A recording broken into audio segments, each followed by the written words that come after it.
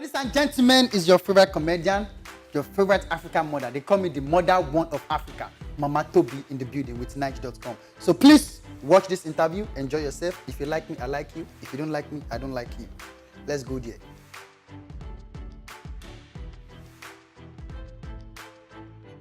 Comedy for me started in school. When I was in high school, a lot of my friends used to, I used to just be the class clown. Like I'll say something funny, and my friends would be like, this guy, you should be a comedian, no? Just play, they'll say. But then when I finished high school, I moved to the States. When I moved to the States, I started college. Then I met a lot of friends, like, Komi is one of them. I come the boy that does You Have Joined Gang. So I met him and, we used to like crack jokes, just insult each other. And then he was like, dude, man, you should be a comedian. And I was like, I would think about it. But it just picked up. And then a radio show came and, he talked to someone that Foxy P and put me on the radio show. And from there, things picked up and I became a comedian. And I just took it serious.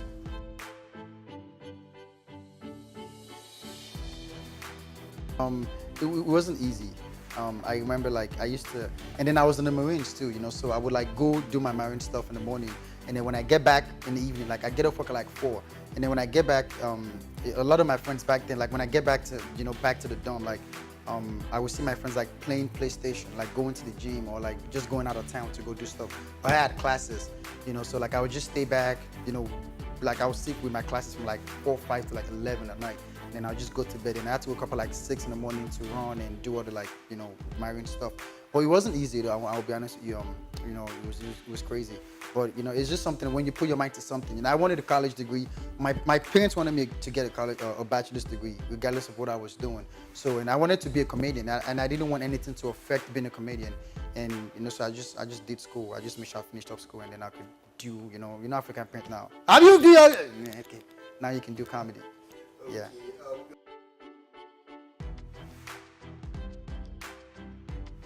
So like you said, tell your own story. I feel like everybody, you're a product of your environment, where you come from. So I knew I had a story to tell, and I had to, tell it the right way with the right, character and everything. So it was very easy for me to like just pick up. I was lucky to like be around my mom growing up a lot. So I picked up a lot of things that she did, like the way she mannerism, like how she acts and everything. So it was very easy for me to, to say, I want to be an African mom. And I used to watch a lot of videos, and when a lot of these African comedians coming up, a lot of people, the only thing you can actually put out there when you actually start is things you get from your parents, because that's what you see growing up. So I saw a lot of like the African comedians, and I just felt like some things were left out. The little stuff, the little details were left out. So I just kind of, I took it upon myself to just be that African mother that's about the little stuff, So and it was easy for me. My mom is a very like I tell people like, people think I'm funny. Like if you meet my mom, like my mom is ridiculously funny, So and I just picked up things that she did, and it was just easy. It was just I just told my story that way, So it was way easy for me.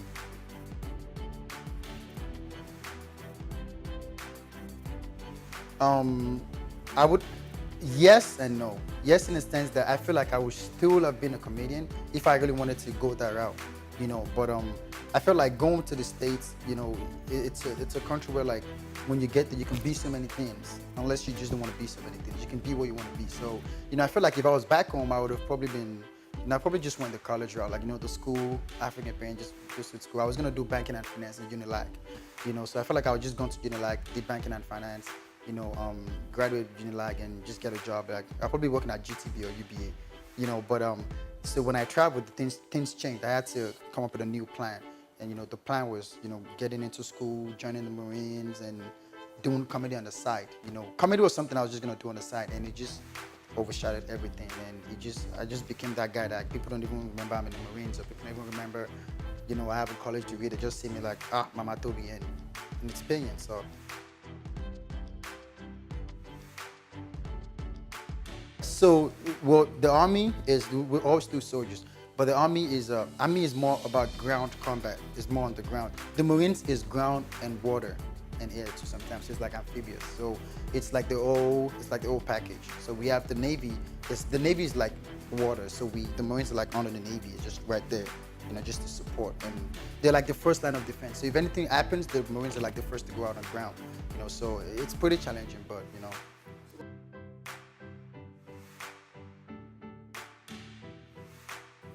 I guess I didn't have that chance. Honestly, I guess that was what it is. I didn't have that chance to do that before I traveled. I feel like if I had the chance to do it, or maybe I like a traditional, like like I was like maybe your dad was in the army, your dad was a general, something. Maybe if I was like Buhari's son now, you know. But I guess I didn't have that choice when I was back there. But going back now, I already told them if they'll give me a captain rank, I will join. If they'll give me a captain rank, Baba will carry the gun. We went anywhere. Boko Haram, Boko, anything Boko, we find them.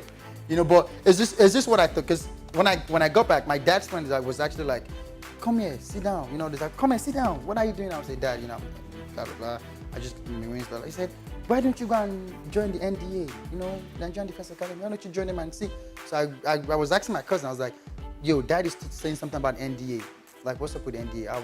The other one was like, NDA. I was like, what rank will I start? They were like, oh, first list. I was like, no, let's show the NDA. I should remember it. So if I feel like if they give me a good rank, like start like a captain or something, if they would recognize the past things that I've done, I would do it.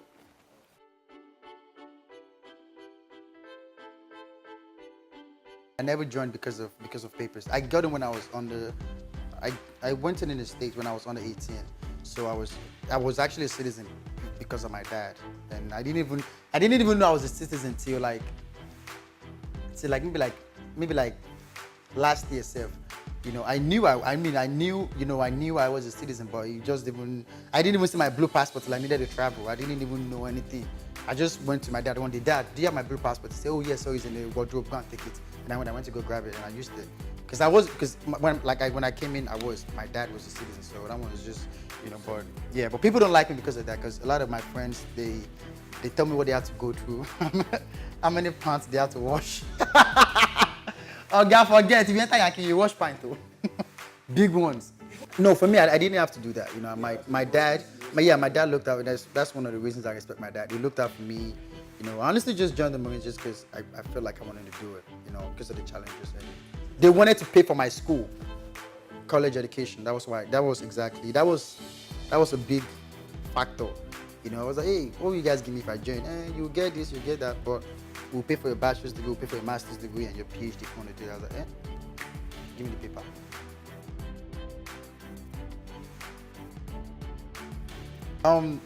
Babatobi was my dad too, dad, but I didn't really pick up things with my dad until I got to the state, because my dad was in the state. So when I was back home, I was always around my mom, so it was easy for me to.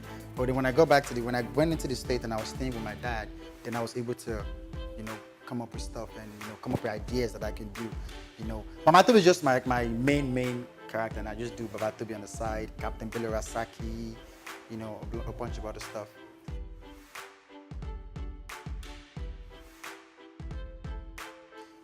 I think there is, honestly. But when you say Instagram comedian, I don't mean Instagram like like the word you get.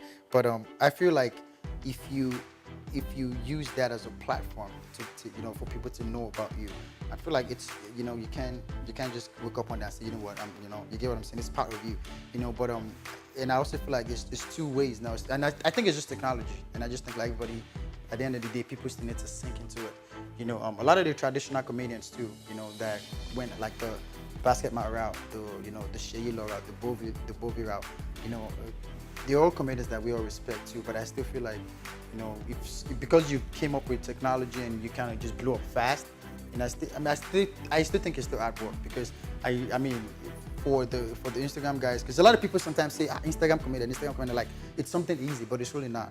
And I'm saying this on behalf of like the other Instagram comedians, Chief Obi, I am coming, African A, Dulo, a lot of these SLK, Wole, Arole, all these guys. I'm saying it on behalf of everybody. It's not something easy. You have to. It's something you need to learn. You need to really understand. Shooting videos, angles, editing videos. Editing is the crazy part. One mistake can mess up a whole video for you, and you have to shoot it like another 3 hours. So but I feel like there is something like an Instagram comedian. But I feel like if you're doing both, because that's the end product at the end of the day. If you start on Instagram, you're still gonna move to the other side. So I feel like if you move to the other side and you're doing both, I just feel like you're a comedian. But if people call you Instagram comedian, I don't take offense to it.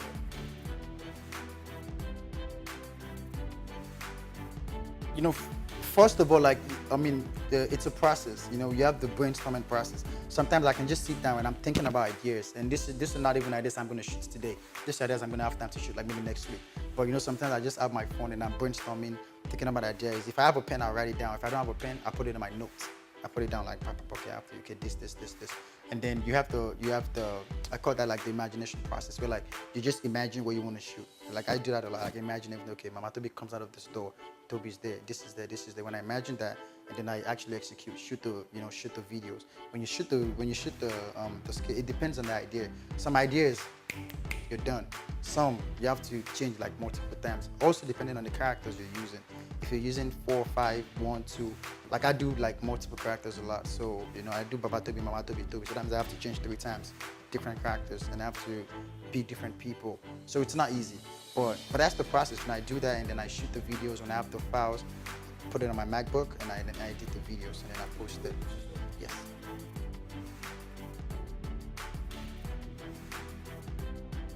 So the money aspect is pretty easy. If you do videos, first of all, you can monetize your content, but that's not even easy. That's not even easy. That's not fast money. That's money where like you put your content out, you wait for the money to come in. But the bigger of making money is when you do this skit, people know you're funny. You know, you start getting calls for shows. You know, I've been on a lot of. I was at Mr. Isaac's show in December in Lagos last year. I can't even count how many shows I've been to. When you start doing stuff like that, and they see that you're funny, it's a numbers game. When they see that you're pulling numbers, they're gonna be like, okay, this guy can add something to the show, invite him. So they bring you to the show, you perform, you do all these things, and then you have the wedding gigs too. It's not just shows. You know, I host club parties. I get paid. You do like, you MC your wedding. That's like the big money. You MC your wedding, you get paid. You do like just the little comedy shows, we get paid. And there's one thing where the Instagram comedians are not doing. Whereby we have this market, whereby like, you know, we pretty much made a market for ourselves. So we can do a show based off just Instagram comedians. You know, like I did a show, Mama Toby Untamed in Canada. I don't know if you guys saw that. It was 15 comedians. Those were 15 Instagram comedians that I knew that they were funny and they were good. I didn't have, people were like, yo, why don't you add like any of the traditional guys like this? I was like, no, I want just the Instagram guys, you know, because it's a market. So I did that, you know, the show was sold out, you know, sold out with a lot of people, and I, you know, of course, paid all these guys and everything, and that's how we do it. You know, sometimes, of course, we support each other, but you know, if I would do it, if you're Chief Obi or I am coming out, like, you know, if I want to get you for a show, we can just do like, okay, I'm not gonna pay you this much because I'm gonna do your show too. You know, just support each other, but money comes in, and then we have the campaigns. You know, people charge them, and people want you to make skits for them. Oh, can you do like 3 skits for my brand or this, and you know. So money comes in. You know, I know guys will do it full time. African Aid full time. A lot of these other guys, Chief Obi full time. These guys are making the comfort.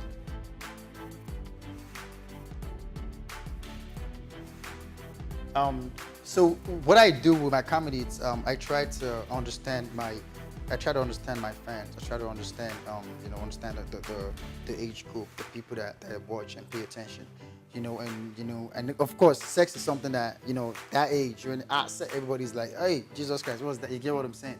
You know, so it's a market thing. It's something I know that, you know, I mean, of course, there's gonna be that 10% or 5% that says, this guy's talking about sex too much. But it's also that other like 80, 70, 90% that they like it. So if the reason I keep doing this is because it works. You know, if it doesn't work, I will stop. Then that's the reason I keep doing it, because it works. You know, but I mean, do I see the comments about it being too much? Sometimes yes, I do, and sometimes that's why I try to dive into other characters, and I do Captain Saki, you know, the Taylor episodes, the pilot, the banker. You know, I do a lot of other stuff that doesn't even include sex. But you know, when you're talking about the Mama Toby, you know, Toby character and Baba Toby, you know, sometimes it's just, you know, an African growing up and stuff like that. It's just something that's just so difficult to not talk about them.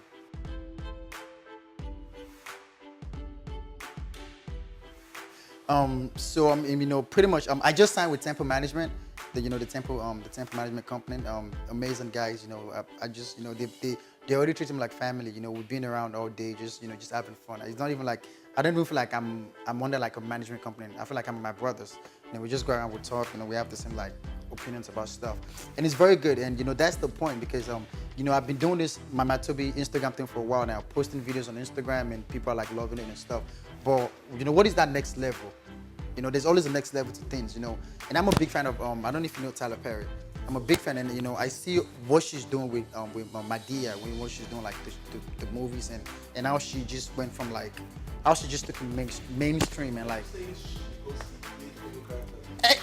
yeah, yeah, you know, and how you just took it mainstream with the, you know, with that character, and you know, and I say to myself sometimes, I can do it, you know, it's a monopoly in Lagos right now. No one is doing. I can do that. You get what I'm saying? And I feel like with this Mama Tobi character that I'm having, I'm in the right direction doing that. But can I do that? Can I be a force like Madea just on Instagram, just staying on Instagram? Because Madea is not just on. She's not just. Tyler Perry just didn't do Instagram on Instagram. He started doing full movies. If I didn't watch his movie, I wouldn't even know there was a Tyler Perry. You get what I'm saying? So you know, the Mama Tobi brand is all about going to the next level now. So you know, and I looked at a lot of the management companies and brand in Nigeria, and I saw that Tempo was actually a brand that I feel like I can work with to make that dream a reality. So, you know, like to my fans, you guys should just watch out for like more Mama Tobi in like the movies and a lot more other stuff, not just Instagram videos. Am I still an Instagram comedian? Yes. I'm still gonna post my skits, I'm still gonna post on Instagram, I'm still gonna let you guys know what is going on through my Instagram, you know, but there are gonna be other platforms that Tempo is trying to put me on, and you know, I feel like that's the next level for me right now.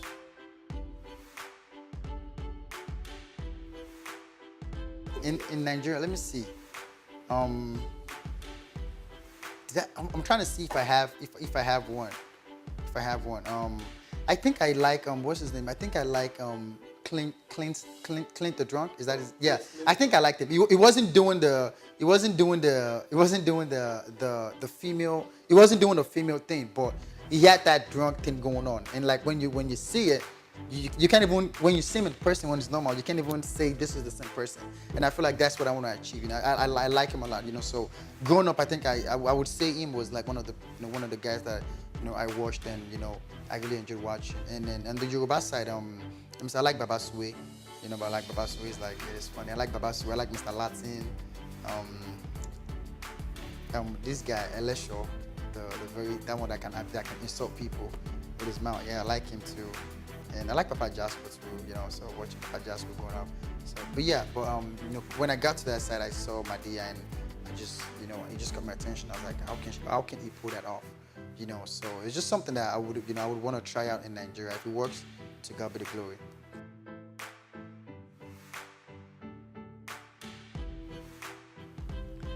Ladies and gentlemen, boys and girls, it's your favorite comedian, Mama Tobi. Let me tell you something. I've been here with Nike.com and I'm having so much fun. You know, I know some people are watching me. Let me tell you something. The thing is, I know some of you are watching at home, like Yadigun, and you are so jealous. Your mind is blowing up that you are not sitting down on this chair with me. This chair is only for one person, and it's Mama Tobi. If you want to sit on your own chair, go to another place and sit down. So all my enemies watching me, if you love me, like I always say, I love you back. If you don't love me, okay? So Funke, Funke Tijadi. Catch you guys later. Keep watching, keep working.